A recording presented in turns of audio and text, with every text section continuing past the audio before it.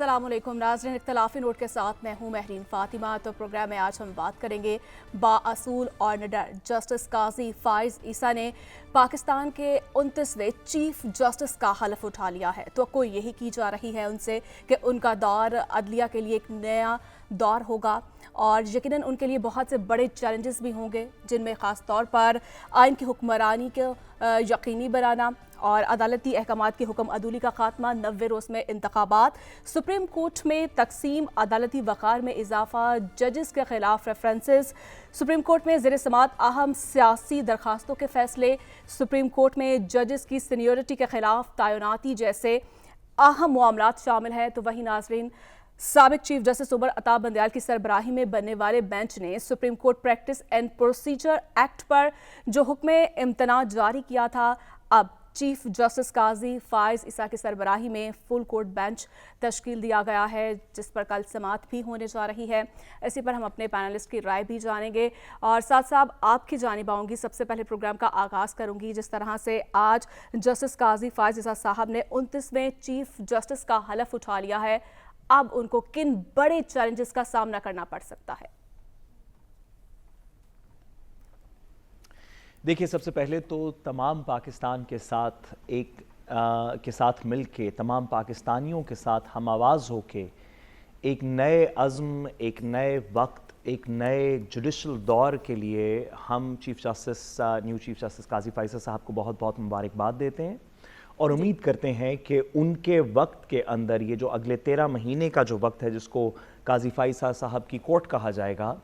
कि इसके अंदर फ़ैसलों के अंदर मज़ीद कुछ शफाफियत आएगी, फ़ंडामेंटल राइट्स की प्रोटेक्शन के अंदर कुछ मज़ीद तेज़ी आएगी, लोगों को रिलीफ मिलेगा। इस मुल्क के अंदर जो जुल्म होता आ रहा है, जो आज भी मुल्क के मुख्तलिफ इलाकों के अंदर हो रहा है, ख्वाह वो जुल्म किसी आदमी का उसकी बीवी के ख़िलाफ़ हो, ख्वाह वो बच्चों के साथ ज़्यादतियों के केसेस हों, ख्वाह वो टेररिज्म के केसेस हों, ख्वाह वो दीगर चीज़ें हों, उस जुल्म के ऊपर कुछ कदगन लगेगी। इस दुआ के साथ हम उनके टेन्योर को वेलकम करते हैं। जी, ठीक है। जो दूसरी और ज़रूरी बात है, आपने जिस तरह कहा कि उनके लिए सबसे बड़े चैलेंजेस कौन से दरपेश होंगे, तो मेरा ख्याल है कि उनके सामने 2 बुनियादी चैलेंजेस होंगे। एक तो बड़ा सिंपल है, काजी फाइज़ साहब एक ऐसे बदकिस्मत वक्त से या एक ऐसे दर्द के वक्त से गुजरे जहाँ पे उनको और उनकी फैमिली को इसी जुडिशल सिस्टम ने, इसी स्टेट अपैरेटस ने, जिसमें FBI है, पुलिस है, दीगर इस तरह के इदारे हैं, इसी अदालत उज़्मा के सामने नोटिस सर्व हो रहा है, जवाब फ़ाइल हो रहा है, तारीख़ पढ़ रही है, नहीं पढ़ रही, इस प्रोसेस के दरमियान से गुज़रना पड़ा है। तो उनको इस बात का अंदाज़ा बाकी तमाम जज साहिबान से ज़्यादा है कि एक साइल को कितनी दिक्कत दरपेश होती है इस जुडिशल सिस्टम के अंदर, इस जुडिशल सिस्टम को फेस करते हुए, इस जुडिशल सिस्टम में कुछ इंसाफ लेते हुए। तो मुझे यकीन है कि अपने उस एक्सपीरियंस की वजह से वो कुछ प्रोसीजरल इस तरह की बेहतरियां लाएंगे जिसकी वजह से एक आम साइल को, एक आम पाकिस्तानी को जो इस तरह के अदालती निज़ाम में किसी ना किसी वजह से फंस चुका है, उसको उसमें से निकल के डिग्निटी और खुददारी के साथ एक इंसाफ के फैसले की उम्मीद होगी। दूसरा बड़ा चैलेंज जो कि मेरा ख्याल है कल सुबह से ही शुरू हो जाएगा, वो ये है कि जस्टिस काजी फाइज़ साहब एक ऐसे वक्त पे सुप्रीम कोर्ट के चीफ जस्टिस बन रहे हैं जब हमने गिरदो नवा की आवाज़ों में देखा, फ़ैसलों की कुछ आवाज़ों में, कुछ दीगर इवेंट्स की आवाज़ों में, कुछ लोगों की प्रेजेंस से, कुछ लोगों की एब्सेंस से हमें पता चला कि जुडिशरी के अंदर बहुत बुनियादी इश्यूज़ के ऊपर, जैसे कि प्रैक्टिस एंड प्रोसीजर्स का कानून और जुडिशल पावर की बात है, बड़े बुनियादी इश्यूज़ के ऊपर हमारी सुप्रीम कोर्ट में एक से ज़्यादा मौक़िफ़ पाए जाते हैं जो तमाम कानून और आइन को अपने तरीके से इंटरप्रेट करते हैं।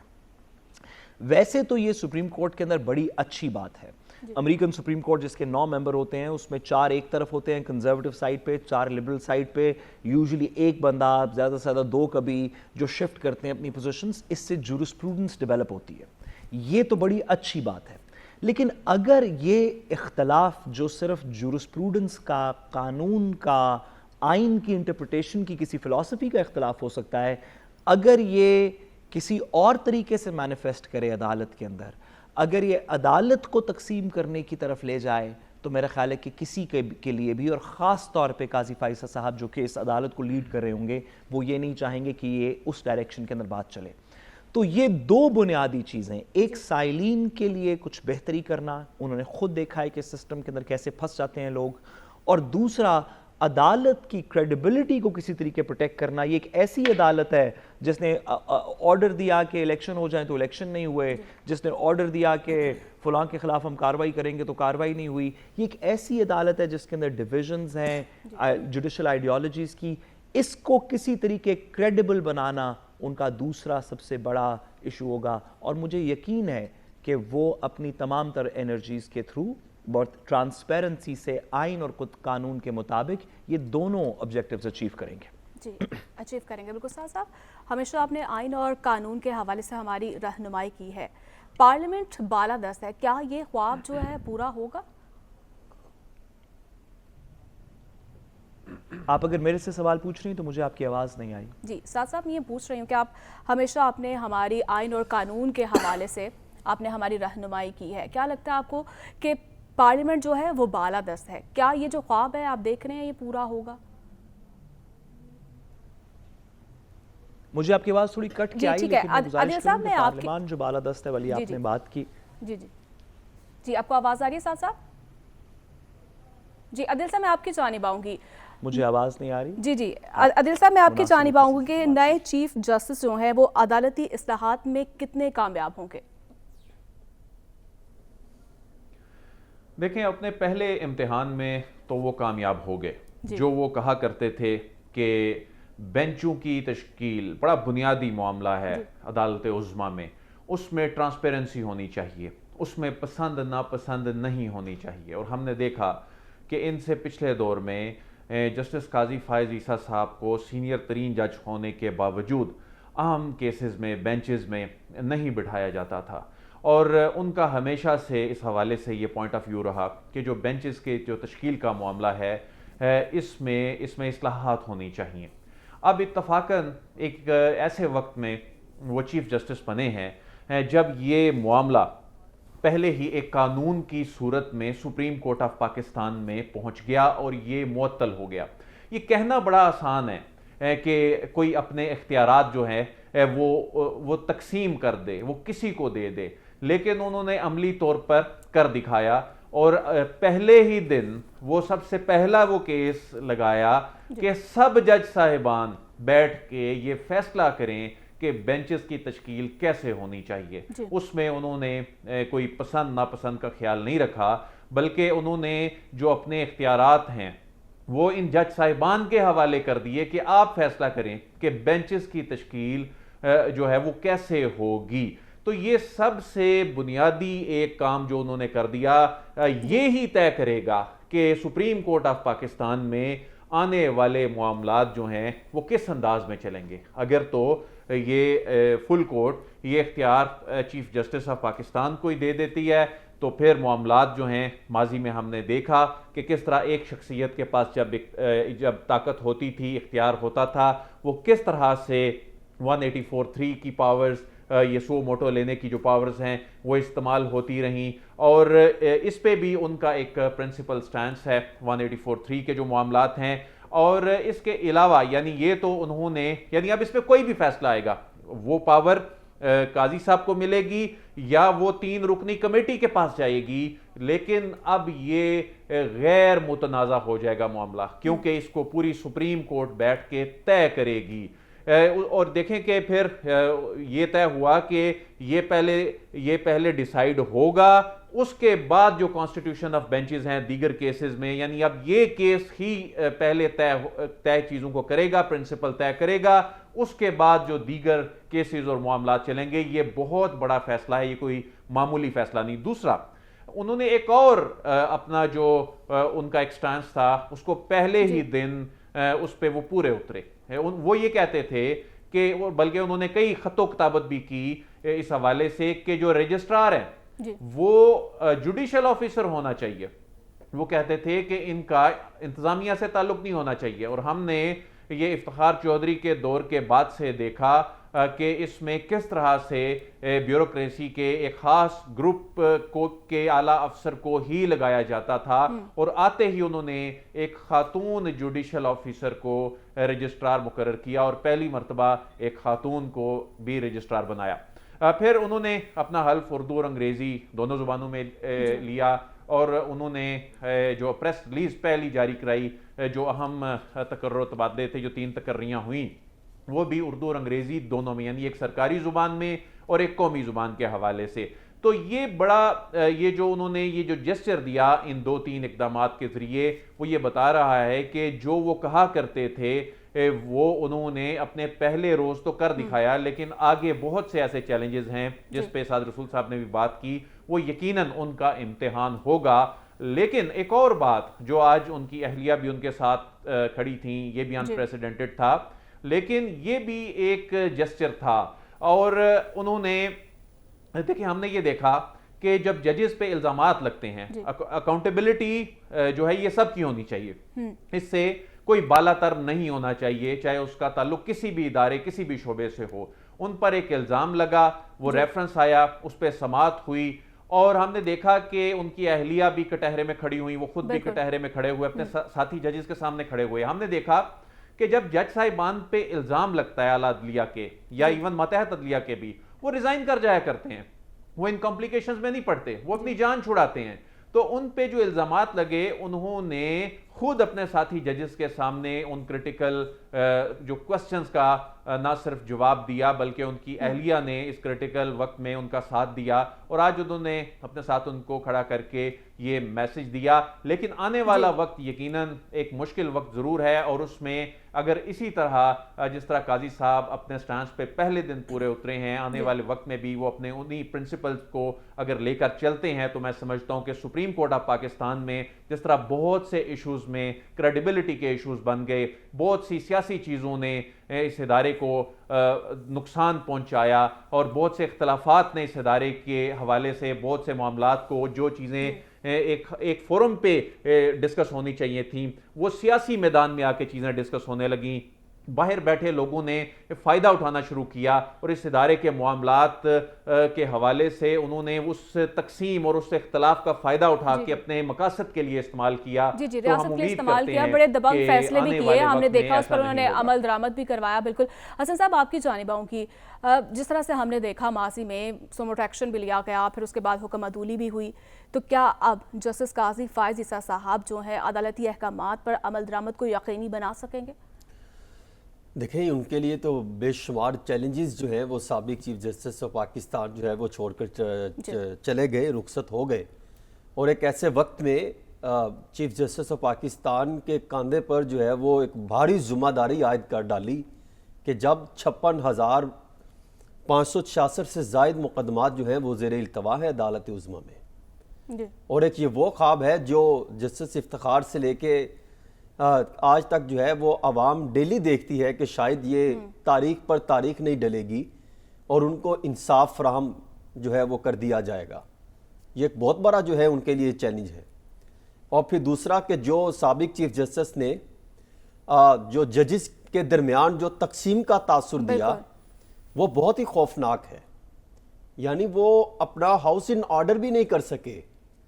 اور عدالت کو اس پوزیشن پر لے آئے کہ محلے تھروں پر، گلی محلوں میں عدالت کا مذاق اڑایا جاتا تھا، چاہے وہ فیصلے انہوں نے قانون اور آئین کے مطابق کیے ہوں اپنے اینڈ پر، لیکن ان کو سیاستدانوں نے اس کا بہت غلط جو ہے وہ استعمال کیا۔ پارلیمان میں ان کے دور اقتدار میں عدالت کی توہین کی گئی، عدالتوں کا مذاق اڑایا گیا۔ اس پر جو ہے یہ بہت بڑا چیلنج ہے کہ عدالت عدلیہ کی جو ہے وہ اس کا اقتدار، اس کو جسے کہا جا سکتا ہے اس کی مضبوطی، یعنی عدلیہ کا وقار بلند کرنا، عدلیہ کی پوزیشن مضبوط کرنا، یہ بہت بڑا چیلنج ہے۔ اور پھر چیف جسٹس صاحب بڑے کمال ہیں، میں نے ان کے فیصلے دیکھے اور میں نے ان کی پوری ہسٹری کا جائزہ لیا، تو مجھے اندازہ ہوتا ہے کہ یہ صرف سنجیدہ اور سلجھے ہونے کے ساتھ ساتھ یہ قانون، شریعت، اسلامی تعلیمات اور اس کے ساتھ ساتھ تاریخ کو بہت زیادہ جو ہے انہوں نے پڑھا ہوا ہے۔ اور بلکہ یہ پاکستان کے ساتھ ساتھ دیگر جو ممالک کے جو فیصلے ہیں، قوانین ہیں، اس پر بھی بڑی جو ہے وہ گہری نظر رکھتے ہیں اور باقاعدہ فیصلوں میں ان کے جو ہے حوالے دیتے ہیں۔ تو میرا خیال ہے کہ جتنے ان کے لیے چیلنجز ہیں کہ عدلیہ میں احتساب کا عمل بھی ان کے لیے ایک چیلنج ہے، اس کو بہتر بنانا، کہ جو مختلف جو ہے سیشن کورٹ، نیچے والی جو عدالتیں ہیں اس پر کرپشن کے الزامات بھی لگتے رہے ہیں، اور پھر جو اس کا جو ہے وہ عدلیہ کی ساکھ جو متاثر ہوئی ہے اس کو بہتر بنانا، اور پھر فیصلے لینا، پھر جو اتنے 56,000 سے زائد کیسز جو ہیں وہ زیر التوا ہیں، یہ بڑے چیلنجز ہیں۔ میرے خیال میں یہ 1 سال کچھ ماہ ہے، ان کو 2 سال سمجھ لینا چاہیے، اور یہ میرے خیال میں سمجھیں گے۔ اور جو آپ کو صرف ایک یاد ہوگا، جس سے بھی یہ سیاستدان یہ باتیں کرتے ہیں کہ کوئی نون لیگ والا سمجھتا ہے کہ وہ پی ٹی آئی کے خلاف فیصلہ دیں گے اور پی ٹی آئی والا سمجھتا ہے کہ شاید نون لیگ کو سپورٹ کریں گے، صرف میں ان سیاستدانوں کو ایک ریکویسٹ کرنا چاہتا ہوں، جو انہوں نے پارلیمان میں آ کے ایک آئین کے حوالے سے جو تقریر کی تھی، وہ صرف تقریر کو ضرور یاد رکھیں۔ میں اتنا جانتا ہوں کہ جسٹس قاضی فائز عیسیٰ صاحب آئین کو نظر انداز نہیں کریں گے، آئین کی بالادستی کو ہر صورت قائم رکھیں گے، ریاست کا فائدہ کریں گے، اور یہ اگر کوئی یہ سمجھتا ہے کہ وہ کسی کو فائدہ مل جائے گا، جو میں نے ان کے فیصلے پڑھے مجھے تو کوئی نظر نہیں آتا کہ کسی کو فائدہ ملے گا۔ اور رہی بات سابق چیف جسٹس صاحب کی، تو تاریخ ہے، تاریخ دان اس کو کیسے لکھتے ہیں، لکھاری اس کو کس انداز میں لکھتے ہیں، وہ تو تاریخ ہی بتائے گی کہ اس میں کون کون سے سیاسی اتار چڑھاؤ بھی آئے، کون کون سی آپ سیاست کو کس طرح آپ عدالت میں لے آئے، اور پھر عدالتی معاملات کو کس طریقے سے آپ نے سینئر کو نظر انداز کیا، وہ بھی ایک داستان ہے۔ کہیں پر مثبت فیصلے تھے، کہیں پر غلط فیصلے تھے، سیاستدان بھی جو ان کے حق میں اچھا فیصلہ ہوتا ہے تو وہ یہ سمجھتے ہیں کہ یہ بہت بہترین فیصلہ ہے، جہاں پر ان کے خلاف فیصلہ آ جائے تو وہ عدلیہ پر جو ہے چڑھ دوڑتے ہیں۔ میرے خیال میں یہ بھی ان کو چیز ختم کرنا چاہیے، عدلیہ کا وقار جو ہے اس کو ملوث خاطر رکھتے ہوئے معاملات کو آگے لے کے چلنا چاہیے۔ اب جو الیکشن 2023 میں انتخابات ہوتے ہیں یا نہیں، یہ بہت بڑا سوال ہے۔ اب یہ بھی دیکھا جائے گا، یہ بھی ان کے لیے چیلنج ہے کہ آئین کے مطابق اس میں کیا معاملات آتے ہیں۔ جیسا ابھی بتا رہے تھے دیل ورائے صاحب بھی کہ کل والے دن بھی پہلی جو ہے ان کی ہیئرنگ ہونے جا رہی ہے، اور جو فل کورٹ انہوں نے بنا دیا، اور وہ یہی تو مطالبہ سابق تمام افراد کر رہے تھے کہ کسی بھی جج کو نظر انداز نہ کیا جائے، 15 ججز بیٹھے، فیصلے سنیں اور معاملہ کلیئر ہو جائے۔ مجھے یہ لگتا ہے باقی جو کیسز کھلیں گے اس میں بھی فل کورٹ جو ہے وہ بینچ بن سکتا ہے۔ ٹھیک ہے، فل بینچ بن سکتا ہے، لیکن کل اس پر سماعت بھی ہونے جا رہی ہے، اور مجھے بریک لینی ہے، بریک کی جانب بڑھنا ہے، اور بریک کے بعد ہم بات کریں گے پارلیمانی تاریخ میں ایک منفرد واقعہ پیش آیا ہے، یہ واقعہ ہے کیا؟ بریک کے بعد بات کریں گے، اسٹے ود اس۔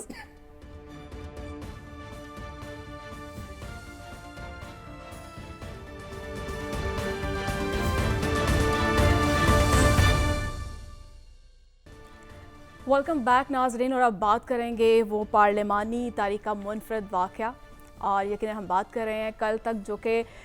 حزب اختلاف تھے، آج وہ قائد ایوان کی اس پارٹی کے ممبر بھی بن گئے ہیں۔ جی ناظرین، ہم بات کر رہے ہیں سابق اپوزیشن لیڈر قومی اسمبلی راجہ ریاض صاحب کی، جنہوں نے مسلم لیگ نون کو جوائن کر لیا ہے۔ بظاہر ان کا جمہوری حق ہے، وہ کسی بھی پارٹی کو جوائن کر سکتے ہیں۔ گزشتہ حکومت میں فرینڈلی اپوزیشن کے ان پر الزامات بھی لگائے جاتے تھے، اور جو کہ جن کو اب تقویت بھی مل رہی ہے۔ صاحب آپ کی جانب آؤ گی، کیا دیکھ رہے ہیں؟ اب کل تک تو ان پر الزامات لگائے جا رہے تھے فرینڈلی اپوزیشن کے، آج وہ مسلم لیگ نون کا حصہ بن گئے ہیں۔ دیکھیے اس میں کیا گلہ کیا جا سکتا ہے راجہ ریاض صاحب سے، یا کیا بات کی جا سکتی ہے؟ اگر آپ ارد گرد و نواح میں دیکھ لیجئے، آپ کے پاس اس لاہور میں حسن رضا صاحب بیٹھے ہوئے ہیں، ہمارے پاس یہاں پہ عدیل ولایت صاحب بیٹھے ہوئے ہیں، ہم سب، میں، آپ، ہم سب نے مسلم لیگ نون جوائن کر لی ہے ایک لحاظ سے، تو راجہ ریاض صاحب کو تو نہیں میرا خیال ہے کہ اتنا زیادہ، یہ تو بریکنگ نیوز دے رہے ہیں ساتھ اس کے اندر ان سے سوال پوچھے جیسے ہمارے دلوں کے جب وزیر اعظم نواز شریف صاحب ہیں، جس کے دلوں کے وزیر اعظم نواز شریف صاحب ہیں، جیسے کہ راجہ ریاض صاحب کے بھی اب ہیں، تو ہم سب اکٹھے ایک وعدے میں تو بدھے ہوئے ہیں نا، اس پاکستان کے ساتھ حب الوطنی کے اس وعدے میں جو نواز شریف صاحب سے شروع ہوتا ہے، اس میں تو میرا خیال ہے آپ راجہ صاحب کو ویلکم کہیں، اس میں کوئی ان کو کرٹیسائز کرنے کی ضرورت نہیں۔ جی ٹھیک ہے، عدیل صاحب آپ کی جانب میں آتی ہوں، جس طرح سے انہوں نے बतौर एक अपोजिशन लीडर उन्होंने काम किया, कैसे देखते हैं आप? क्या वाकई वो आवाम की आवाज़ बन सके थे? देखें, ये तो आपने सवाल किया था ना ब्रेक से पहले साथ साहब से कि पार्लिमान की बालादस्ती ये कब यकीनी बनाई जाएगी, और आपका इशारा शायद वो बस बन गई। अदलिया की जानिब भी था। लेकिन ये खुद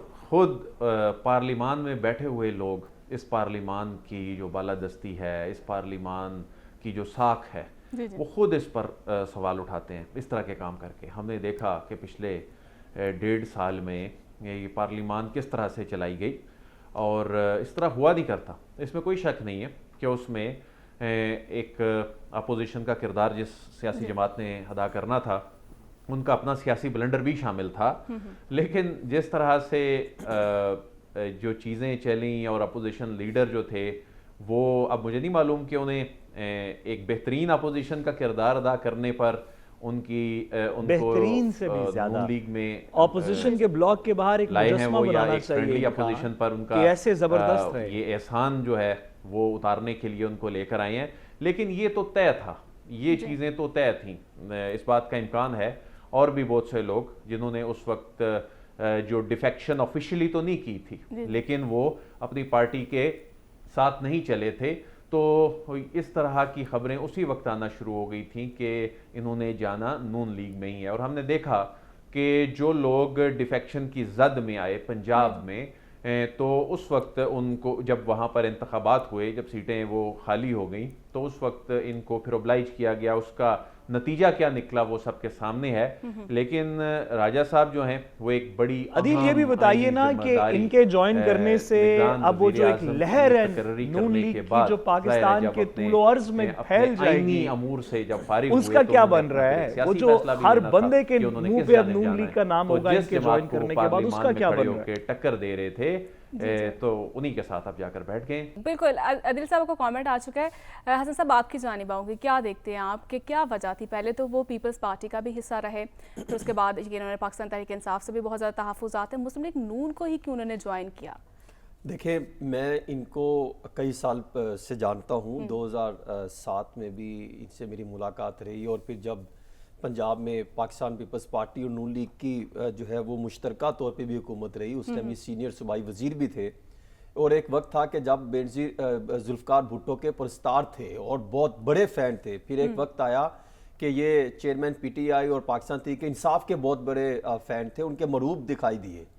और अब एक वक्त ऐसा आया कि वो मुस्लिम लीग नून के मदाह हो गए नवाज शरीफ साहब से मुलाकात के लिए। अगर सिर्फ आप उस वीडियो का जायज़ा लें तो आपको अंदाज़ा हो जाएगा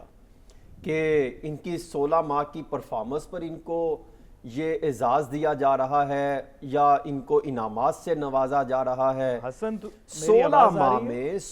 माह में गरीबों की रोटी छीन ली गई, सर से छत छीन ली गई, उनको बेयारो मददगार फेंक दिया गया। हसन ये बातें छोड़, नहीं ऐसी बातें नहीं करी। ये बताओ हसन साहब, ये बताइए हसन, सवाल ये बताओ हसन के पंजाब सारे में और पाकिस्तान सारे में, लेकिन पंजाब में तो ख़ास तौर पे अब जबकि राजा रियाज साहब ने भी नून लीग ज्वाइन कर ली है, तो कैसी खुशी की लहर सी दौड़ गई है लोगों के दिलों के अंदर से, और क्या बलबला है और जोश है पाकिस्तान के तूलो अर्ज में। अब कितने ज़्यादा मिलियन लोग इस पार्टी के साथ खड़े होंगे, ज़रा इसका बताइए, ज़रा थोड़ी इस पर रोशनी डालें कि वो सारे लोग जिनको जो घरों पे बैठे हुए थे पहले, नहीं शायद उनमें से 1-2 नवाज शरीफ के साथ निकल रहे थे, अब वो कितने मोबिलाइज हो गए राजा रियाज साहब के आने से, खुशियों के शादियाने कौन से बजाए जा रहे हैं। मुझे तो ये ख्याल मेरा है कि जो मेरा अब तक की जो रिपोर्ट्स आ रही हैं कि अगर ये वहाँ से इंतखाब लड़ते हैं तो शायद कोई अगर इनके मद्दे मुकाबिल आज़ाद कोई खड़ा हो जाए तो वो जीत जाएगा। और फैसलाबाद में डिस्ट्रीब्यूशन हो चुकी, तकसीम हो गई, और भी कई जगहों पे तकसीम थी। लेकिन अब तो ये वक्त बताएगा कि क्या इनको वो टिकट देते भी हैं या वो उनको सर पर हाथ रखते कहते हैं आप हमारे बड़े हैं, या इस मामले को आप देखें और मामला चले। ये हमने देखा है हर सियासी जमातों में, सियासतदान अब वो कहते हैं ना कि वोटर्स के चक्कर में वोटर के मसाइल को जो है वो उछालते हैं, उनके जख्मों पर नमक फेंकते हैं और अपना जो है वो मामला सामने रखते हैं। इनका कोई लेना देना नहीं है कौन सियासत में आए कौन चला जाए। अब अवाम जो है میں صرف ہمیشہ ایک چیز کی طرف جو ہے وہ عوام کی توجہ مبذول کرانے کی کوشش کرتا ہوں کہ آپ خدارا آپ صرف اس بندے کو اس شخص کو ووٹ دیا کریں کہ جو آپ کے جو ہے وہ مسائل کو سمجھتا ہو, جو کم از کم آپ کے مسائل پر آواز بلند کرتا ہو. اب دیکھیں نا راجہ ریاض صاحب اپوزیشن لیڈر تھے, مجال ہے کہ 16 ماہ انہوں نے کسی غریب کی حوالے سے آواز اٹھائی ہو, مجال ہے کہ اس حکومتی افراد یہ جب پرائم منسٹر تھے شہباز شریف صاحب, سعد رسول صاحب, تو یہ فرماتے تھے مجھے اندازہ ہے کہ غربت کس حد تک بڑھ گئی ہے, مجھے اندازہ ہے کہ غریب کس طرح رہتا ہے, اور آج بھی وہی بات کر رہے ہیں. تو 16 ماہ پاپڑ بیلنے گئے تھے, کیا کرنے گئے تھے آپ نے اپنے کیسز ختم کرائے, مار لیا, سارا کچھ کر لیا. حسن صاحب لیکن دیکھیں انہوں نے بطور اپوزیشن انہوں نے ٹف ٹائم تو دیا تھا شہباز شریف صاحب کو, ٹف ٹائم تو انہوں نے دیا ہے, یہ کریڈٹ تو دینا. بہت ٹف ٹائم دیا جی ان سے اپنے, میں اب کیا بتاؤں, آپ اس کی طرف آ رہی ہیں. انہوں نے اپنے ایک سکیم لگ کروانی تھی اور پھر 1-2 تبادلے تھے, اس لیے ہم نے ان سے ریکویسٹ کی تھی راجہ ریاض صاحب سے کہ وہ آئے, کہ انہوں نے وہ کروانے تھے. تو بالکل ہاتھ باندھ کر بیٹھے تھے کہ سرکار میں اپوزیشن لیڈر ہوں, آپ پرائم منسٹر ہیں, مہربانی 2 بندے میرے اسی لگوا دیں, ڈی سی یہ کام کرنے, سارا کام ہوتا ہے. اس طرح تو یہ جو ہے وہ پی ڈی ایم سرکار چلتی رہی ہے, اور آج وہ کہتے ہیں آپ نے پی ڈی ایم کے 16 ماہ نکال کے بات کرنی ہے. عوام 16 ماہ نہیں بھولے گی, یہ 16 ماہ بھی ایسے ہیں جس طرح پی ٹی آئی کے 3 سالہ دور حکومت تھی, وہ ان سے بھی ایک دوسرے سے بڑھ چڑھ کے انہوں نے ملک کا جو ہے وہ ستیاناز کیا ہے, سوا ستیاناز جو بات چلتی وہ کیا ہے. اب رہ گئی اپوزیشن لیڈر کی, جن کی طرف ہم بات کر رہے ہیں. میں تو ان کے بہت کوشش کی, میں نے ریسرچ کی کہ شاید کچھ اچھے جملے ان کے نکل سکیں جو انہوں نے غریبوں کے حوالے سے آواز اٹھائی ہو, جو انہوں نے عوامی ایشوز کے حوالے سے پرائم منسٹر کے سامنے رکھے ہوں. آج بھی آپ دیکھیں یہ 3 پاکستان کے پائے کے حکمران جو نواز شریف صاحب, شہباز شریف صاحب اور راجہ ریاض صاحب بیٹھے تھے, تو مجال ہے کسی کے ماتھے پر بھی جو ہے کوئی بال آیا ہو, کوئی ان کو اداسی ہو کہ غربت کس حد تک بڑھ گئی پاکستان کے حالات. یہ 2 صاحبان, ایک پرائم منسٹر اور ایک اپوزیشن لیڈر نے کیا کر کے آ کے میرے پاس بیٹھ گئے. بھئی اگر نواز شریف نہیں کرنا تھا تو پھر آپ نے ان کو نکالا کیوں, پھر آپ ان کو لانے کی بات کرتے. صوفے میں نہ بھولیے گا, اس میں یہ بات بالکل درست ہے کہ نواز شریف کے دور اقتدار میں کسی حد تک کام ہوا, اس کو آپ نظر انداز نہیں کر سکتے.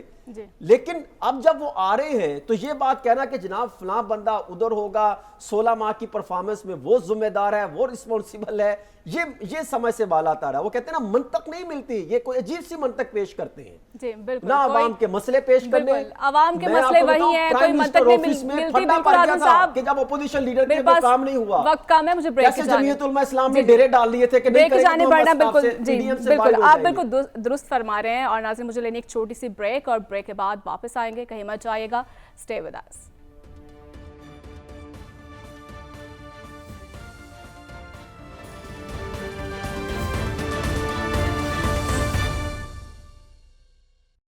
ویلکم بیک ناظرین. صاحب آپ کی جانب آؤں گی. آج مریم صاحبہ کہہ رہی تھی کہ پاکستان کے دکھوں کا مداوا صرف اور صرف نواز شریف صاحب کے پاس ہے, کیا کہیں گے آپ؟ دیکھیے میں تو اس سے زیادہ کہوں گا پاکستان کے کیا, ہم سب کے دکھوں کا مداوا شاید صرف اور صرف نواز شریف صاحب کے پاس ہے. اگر پاکستان کے اندر کسی بھی شہری کو, میرا خیال ہے مریم صاحبہ کا یہ کہنا تھا یا کہنے کا مقصد یہ تھا کہ اگر پاکستان کے کسی بھی شہری کو نواز شریف صاحب کی طرح ٹریٹ کرنا شروع کر دیا جائے تو اس کے دکھوں, تمام دکھوں کا مداوا ہو جائے گا. اگر اس کو باہر ایک بہت بڑا سا اپارٹمنٹ ایون فیلڈ کے اندر لے کے دیا جائے جس میں وہ رہتا اور کہتا ہو کہ یہ میرا نہیں ہے, وہ کہتا ہو کہ یہ کسی میرے وہ بیٹے کا ہے, اس نے لیا تھا, اس نے لیا تھا, رسید نہیں ہے, دیکھتا ہوں, یہ کرتا ہوں, وہ کرتا ہوں, سب کو ایک ایک باہر اپارٹمنٹ دے دیں, کافی سارے اس میں پیسے ہوں اکاؤنٹس کے اندر, بڑا سا رائیونڈ کے اندر ایک گھر ہو, وزیر اعظم ہو وہ شہری تو پاکستان میں ہو, وزیر اعظم نہ ہو تو ملک سے باہر ہو, ملک سے واپس آنے کی شرط یہ ہو کہ وزیر اعظم بنایا جائے گا. میرا خیال ہے یہ ارینجمنٹ کسی بھی پاکستان کے شہری کو دے دیا جائے تو اس کے دکھوں کا مداوا ہو جائے گا. اور میرا خیال ہے کہ مریم نواز صاحبہ بالکل درست فرما رہی ہیں, نواز شریف صاحب کے پاس ہی تو یہ کنجی ہے. ٹھیک ہے, درست فرما رہی ہیں, اگر یہ کنجی ان کے ہاتھ سے لے کے کسی غریب آدمی کو دے دی جائے تو وہ بھی کافی خوش ہوگا. جی صاحب بالکل آپ کا نوٹ آ چکا ہے. مجھے عادل صاحب کی جانب بڑھنا, ٹائم بہت کم ہے میرے پاس. عادل صاحب آپ کیا دیکھ رہے ہیں, مسلم لیگ نون جس طرح سے دعویٰ کر رہی ہے کہ ان کی واپسی میں جو تمام رکاوٹیں تھیں وہ اب ختم ہو رہی ہیں, کیا واقعی یہ درست ہے ایسا؟ دیکھیں جو نیب قوانین سے متعلق فیصلہ آیا, اگرچہ یہ بہت بڑا دھچکا ہے اور میاں صاحب کو واپس آ کے اپنے 2 کیسز کو اب میرٹ پر لڑنا ہوگا، لیکن ان کی لیگل ٹیم کا یہ اوپینین ہے کہ اس کیس کو، ان دونوں کیسز کو میرٹ پر بھی اب لڑیں تو وہ اس سے بری ہو جاتے ہیں۔ جہاں تک معاملہ تھا کیپٹل ایف زیڈ ای والا، ان کی جو اس میں نااہلی ہوئی تھی اور تاحیات والے معاملے کی انٹرپریٹیشن جو ہے وہ قانون بن گیا تھا، لیکن 2 کیسز ایسے ہیں، اب ایک اور بھی ہے توشہ خانہ والا جو معاملہ، لیکن 2 کیسز ایسے جس میں سزا ہو چکی اور اس میں ڈسکوالیفیکیشن ہے، اس میں آ کے ان کو سرنڈر کرنا ہوگا، جیل تو جانا ہوگا، اور جیل جانے کے بعد اس میں اپیل جو ریزیوم ہوگی وہاں سے، تو اس کے بعد حسن صاحب آپ سے جانوں گی، بالکل عادل صاحب آپ کا کامنٹ آ چکا ہے، ٹائم بہت کم ہے میرے پاس۔ حسن صاحب آپ کیسے دیکھتے ہیں، کیا انہیں بھی عبوری ضمانت ملے گی یا پھر انہیں بھی پھر جیل جانا ہوگا؟ دیکھیں کل ایک میٹنگ ہوئی جس میں نواز شریف صاحب موجود تھے اور تمام کچھ افراد زوم پر موجود تھے۔ ایک تو یہ فیصلہ کیا گیا کہ حمزہ شہباز شریف اور مریم نواز صاحبہ مل کر جو ہے وہ پارٹی میں کام کریں گے، اور آج ہم نے اس کے رزلٹ دیکھ لیے۔ پارٹی متحد ہونے جا رہی ہے، مسلم لیگ نون ان کو اکٹھا کیا جا رہا ہے، اور لیگل ٹیم کل جو ہے وہ شہباز شریف کو بریفنگ دے گی، اس کے بعد دیکھیں گے وہ کیا کریں گے۔ لیکن کوششیں ان کی یہ کی جا رہی ہے کہ پارٹی کو اکٹھا کیا جائے، اختلافات بہت زیادہ زور پکڑتے چلے جا رہے ہیں۔ اور دوسری طرف جو ان کے مد مقابل جو پہلے اتحادی تھے، پاکستان پیپلز پارٹی، ان کی جو اجلاس میں جو ان کے سخت تحفظات سامنے آئے، اس کے اندر بلاول بھٹو زرداری، ان کے ساتھ سابق وزیر اعلیٰ سندھ موجود تھے، وہ ان کی طرف جو ہے وہ گروپ بنا کر بیٹھے تھے، دوسری طرف زرداری صاحب، شدید اختلافات ہوئے۔ انہوں نے کہا کہ ہمیں جو ہے وہ زی والی پوزیشن نہیں لینی چاہیے، بھی آپ بی سی پر ہی سٹینڈ کریں، یہ زرداری صاحب نے کہا۔ اور پھر یہ بھی انکشاف ہوا کہ آپ کا تو اختلافات ہو گئے ہیں زرداری صاحب کے نواز شریف صاحب کے درمیان، تو ہم کس طرح جو ہے ان سے اب بات چیت کی جائے گی۔ اور پھر سندھ کے معاملے پہ تحفظات ہوئے۔ یہ کہنا کہ کوئی ایک پارٹی آ کے ملک کی جو ہے وہ حالات بہتر کر دیں گی، سب کو مل کر ملک کی حالات بہتر کرنے کے لیے اقدامات کرنے پڑیں گے، لیکن اس سے قبل ضروری ہے کہ تمام کے تمام جو کرپشن کے کیسز چل رہے ہیں ان کا احتساب ہو، ورنہ یہ پھر معاملہ چلیں گے، وہ ان کے خلاف کیسز بنائیں گے، وہ ان کے خلاف کیسز بنائیں گے، اور پھر دوبارہ سے ایک بندہ باہر چلا جائے گا، اس کے لیے واپس لانے کے لیے اقدامات ہوں گے۔ بہتر یہی ہے کہ ملک کو اگر آپ نے چلانا ہے تو اس کے لیے پہلے تمام جو کیسز ہیں ان کا میرٹ پر احتساب ہونا چاہیے، اور پھر مل کر معاملات آگے چلنے چاہیے۔ لیکن مسلم لیگ نون جو ہے وہ اس چیز پر بازد ہے کہ وہ 2017 کے بعد والی پرفارمنس کو سٹینڈ نہیں کرتے، وہ اس سے پہلے والی پرفارمنس کو سٹینڈ کرتے ہیں۔ اور میرے پاس یہ اطلاع ہے کہ نواز شریف صاحب نے جب اگر جو ان کا پلان ہے کہ پاکستان آئیں گے، لینڈنگ کے دوران جب بھی ان کی اطلاعات تو بے شمار آ رہی ہے کہ وکلا کسی طریقے سے ریلیف لے لیں، تو آنے کے بعد باقاعدہ وہ مینار پاکستان میں جلسہ کر کے 47 رکنی نکات پیش کریں گے کہ وہ کیسے پاکستان کو بہتر بنا سکتے ہیں۔ ٹھیک ہے، پاکستان کو کس طرح سے بہتر بنا سکتے، لیکن اس سے پہلے انہیں قانونی پیچیدگیوں کا سامنا کرنا ہوگا، آسان نہیں ہوگا، لیکن انہیں اور بھی بہت سے چیلنجز کا سامنا ہوگا۔ تو اس کے ساتھ ہی مجھے اجازت دیجیے، اگلے ہفتے آپ سے ملاقات ہوگی، اللہ نے کے بعد۔